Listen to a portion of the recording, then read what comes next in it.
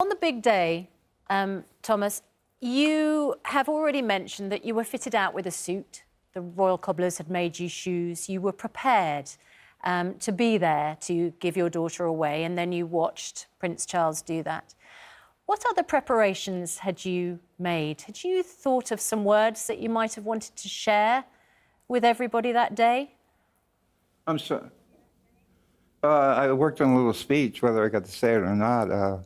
I worked on the little speech, and the little speech actually had the phone calls that I talked about, talking to Harry, and how Meghan introduced him as this guy, this nice guy from England, this prince. And that was part of the story. And then I went on to basically thank the royal family for opening up to my child. That would have been the speech. However, I didn't make that. But the preparations for all of this were done by my daughter, who worked very hard to get everything ready for me if I came there. And I feel bad that she put all that work in and I didn't do it. But I couldn't do much about it, laying on the couch with a bad heart. So.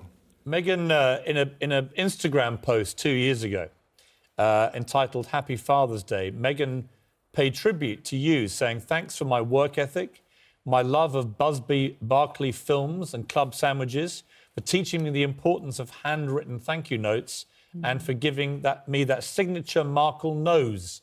I love you." Well, yeah, I'm hearing all kinds of things about this nose going all over. There's plastic surgeons all over England now. It's going to be interesting to see all these little noses like mine. But yeah, she loved to dance, so I got her into Busby Berkeley films, and she loved Eleanor Powell as a child. As a dancer, she loved that particular artist. She said that you, both parents, have been so supportive, watching me audition, trying to make ends meet, taking on all the odd and ends jobs to pay bills. You know, she did all sorts of stuff. She trained to be a calligraphist. She was a hostess in a restaurant. She was one of the suitcase girls on Deal or No Deal. And then she, of course, landed the big role in Suits. But she said, my father knew how hard it is for an actor to get work. So he, above all people, was so proud I was able to beat the odds. You know, were you very proud, Thomas, that Meghan became a really big star on a big American television drama series? Absolutely. It's one chance in a million. You know, Hollywood is full of lots of young people trying to break into the business. It's very difficult. You have mentioned that you feel uncomfortable on the other side of the camera. I wonder, yes, you know, your reasons for speaking out. What would you like people to really know about you, about your relationship with Meghan? And what message would you like to send to Meghan and Prince Harry this morning? Well, I send my love to both of them. What I want you to know about me is I'm not somebody that ran away to Mexico to hide. I've lived in Mexico 6 years, and I love it down there. In terms of Meghan and Harry, I couldn't be more proud of those two, and I think they'll do a fabulous job. I think they're great. And love them dearly. I have a new son-in-law. I'm very happy to have a new son-in-law. Well, I think he should be pretty happy to have you as a father-in-law. You seem a very decent guy from what we've now learned about you this morning, Thomas. One of the more amusing revelations, I think, from you this morning was in your very first conversation with Harry, you had an argument about Donald Trump because you were in a terrible mood about something Trump had done, and Harry was trying to placate you. Well, I always have a bad attitude about Donald Trump, and that's never going to change. I mean, my God, I have to apologize to the rest of the world for my president. But all Harry actually did was said, because Trump was new, he said, give him a chance. I think Harry's probably changed his mind by now. I certainly hope he has. Would you encourage Harry to change his mind? You don't think Trump should be given a chance? Absolutely. I think Trump has had his chances 100 times now. Time's up. I think time's up for Trump. Well, I don't want to leave it on politics, funnily enough. Well, actually, there's one more politics thing. No. We also talked You talked to Harry about Brexit, and obviously everyone in Britain talks about little else but Brexit. What did Harry say to you about Brexit? He said he was open to it. He didn't know one way or the other. He was just saying he had to be open to it and see how it went. That's pretty much was his attitude. Like I said, this is just conversation between two guys about politics. Nothing cast in stone, just the way you talk. Yeah, I mean, Harry seems a very impressive young man, doesn't he? What is your take on him now he's your son-in-law? Well, he strikes me as a gentleman, strikes me as an intelligent young man, and he also protects my daughter. Anybody that protects my daughter, I have to love and appreciate. And he does. He looks after her and loves her, and you can see it. You can see it in both of them when they're together. They actually protect each other. This is a real love story. I'm very proud of it and very happy about it. Well, it's a very moving story in many ways. After all the drama of that week running up to the wedding, and you were right at the centre of it, it's great to be able to talk. That's my fault. That's my fault to some degree. Yeah, I mean, do you feel slightly, not guilty, but do you feel sorry that through some of your actions, which you've admitted now were mistakes, that it put a bit of a bad gloss on the early part of that wedding week? Yeah, like I said, I accept full responsibility and wish I can say I'm sorry for those things for the rest of my life.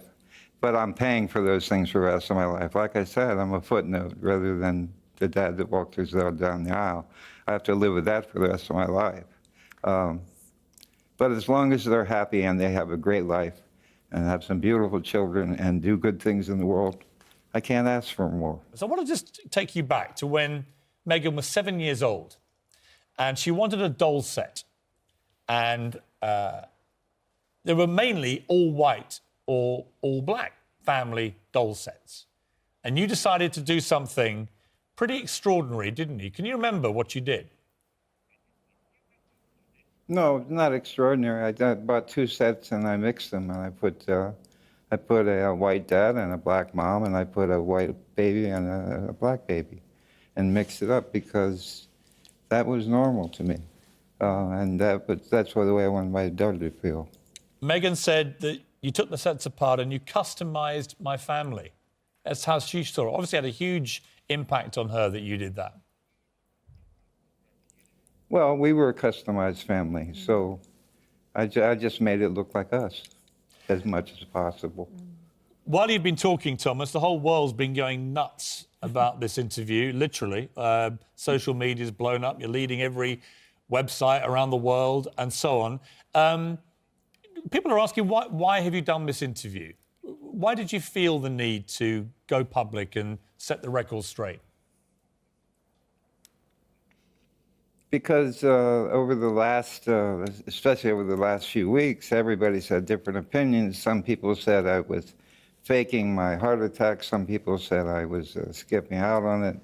All kinds of stories were coming out about me, and negative ones again. And, you know, here again, it started with the pictures, the photos, and so forth. But I just want people to know that I'm a normal guy.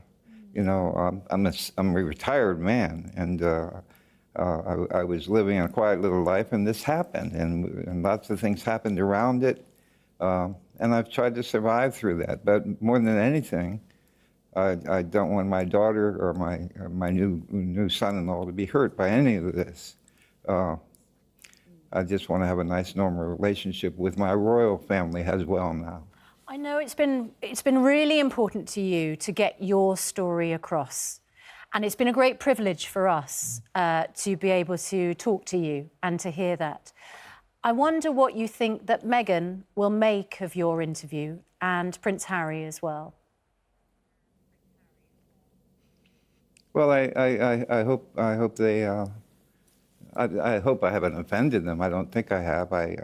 They know I love them, and I certainly hope that. I hope that the royals, the royal family itself, will understand my feelings as well. And I really thank you for giving me the opportunity to do this. Well, you know, Thomas, it's been a hell of a ride for you, I'd imagine, the last year and a half or so since your daughter rang and said, I'm dating this English guy, and then you found out who it was. It can't be easy. It's not easy to be in the media firestorm. You know, I've been quite critical of some of the decisions you took, but you've taken them on the chin. You've admitted the mistakes you made. You look back now and wish you hadn't done a few things. But ultimately, the past is the past, and I think that you've come over very well today, and certainly the viewers feel that as well. And I think the nicest thing you said was actually that, you know, Harry's the lucky guy here.